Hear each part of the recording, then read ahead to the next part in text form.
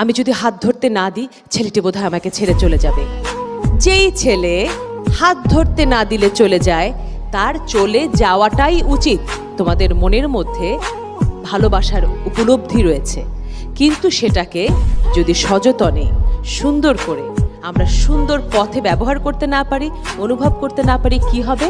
আমাদের জীবনটা নষ্ট হয়ে যেতে পারে। যেমন কি হতে পারে, একটি ছেলেকে আমি ভালোবাসলাম, সে আমার হাত ধরতে চাইলো, আমি ভাবলাম আমি যদি হাত ধরতে না দিই ছেলেটি বোধহয় আমাকে ছেড়ে চলে যাবে।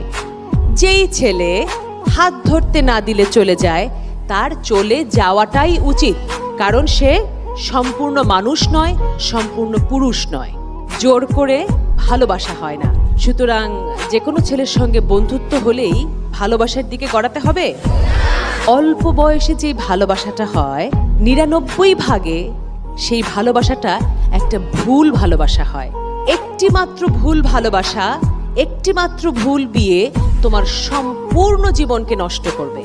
সুতরাং একটু বড় হতেই হবে বুঝতে যে আসলে কে তোমার জীবনসঙ্গী হতে পারেনি।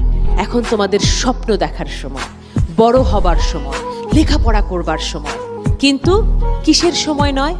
বিয়ে করবার সময় নয়, শারীরিকভাবে কাছে আসবার সময় নয়, প্রেম করবার সময় নয়। লেখাপড়া শেষ করে নিজের পায়ে দাঁড়িয়ে তবেই তুমি নির্বাচন করবে তোমার জীবনসঙ্গী। ছেলেরা মেয়ে দেখতে আসে, তাই না?